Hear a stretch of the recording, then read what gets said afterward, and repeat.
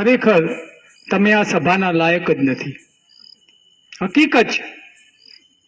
શું પડી છે આ લોકોને કે તમારી દીકરીઓ બચાવવા માટે તમારું સ્મશાન બજારમાં ના ખોરવાઈ જાય એના માટે આ મહેનત કરે છે ને આપણે અહીંયાથી એક આંગળી પકડીને દીકરીને નથી લાવી શકતા.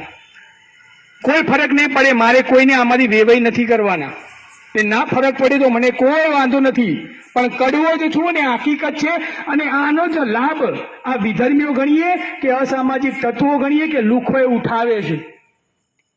મારી નજર સામે દીકરીઓ અહીંયાથી એક્ટિવા લઈને જાય છે. કદાચ અહીંયા બેઠેલા લોકોને આટલી વાત સમજાય છે, અહીંથી થોડી દૂર પણ આ વાત જાય છે અને એમને સમજાય છે કે મારા દીકરીઓ માટે વાત કરવા આવે છે. મારે દીકરો નથી, મારે દીકરો છે, દીકરી નથી. પણ મેં આનું મથાળું આપ્યું છે કે દરેક દીકરી મારી દીકરી સમજી અને આ અભિયાનમાં જોડાયો છું. ઘરના તાળાની ચાવી લોક મારીને આવું છું. મારું ઘર છેલ્લે વગડામાં છે. છેલ્લે વાઈફનો ફોન આવજો કે 12 વાગે પહેલા આવજો, બીક લાગે છે. પણ હું એમ કહું છું કે મારો સમાજ જે દીકરી ભાગી જાય એના સમાજના ડર છે ને એ પહેલે મારે દૂર કરવા માટે મારે રાત્રે 1 વાગશે પણ વાગશે તો તું સૂઈ જજે. હું કોના માટે આવું છું? આ બધા કોના માટે આવે છે? શું તમારી નૈતિક જવાબદારી નથી? આ સોસાયટીના એક સમાજના આગેવાન તરીકે તમારી જવાબદારી નથી કે દરેકને કમ્પલસરી કરીએ?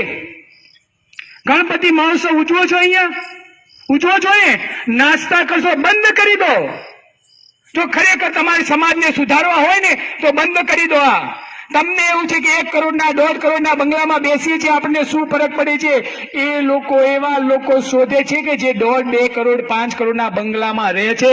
બાકી બતાવો કે દેલા વસાહતમાં રહેતા અને ઝૂંપડપટ્ટીમાં કામ કરતી દીકરીના કોઈ ભાગી ગયા હોય કે પ્રેમ લગ્ન થયા હોય તો એમના ટાર્ગેટ પણ તમારી જેવી સોસાયટીઓ જ છે.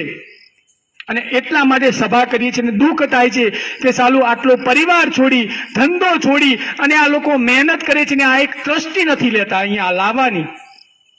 તમને ના કહી દઉં, કદાચ સમય વધે ને તો એકવાર જજો. મહેસાણામાં 34-35 ગેસ્ટ હાઉસ ચાલે છે. એના અહીંયા ગેસ્ટ હાઉસનું બોર્ડ હોય ને ત્યાં 1 કિલોમીટર દૂર ઉભા રહેજો. તમારી દીકરીઓના એક્ટિવાની ડેકીમાં 1 ઝૂંકડી કપડા એક્સ્ટ્રા હોય છે. ના હોય તો કહી દઉં તમને, હું સાક્ષી છું. ઘરેથી કયા કપડા પહેરીને જાય છે, બજારમાં કયા બેનપણીના ઘરે કપડા બદલે છે, આખો દિવસ ફરે છે, ફરીથી બેનપણીના ઘરે જાય છે અને તમે આપેલા કપડા પહેરીને ઘરે આવે છે.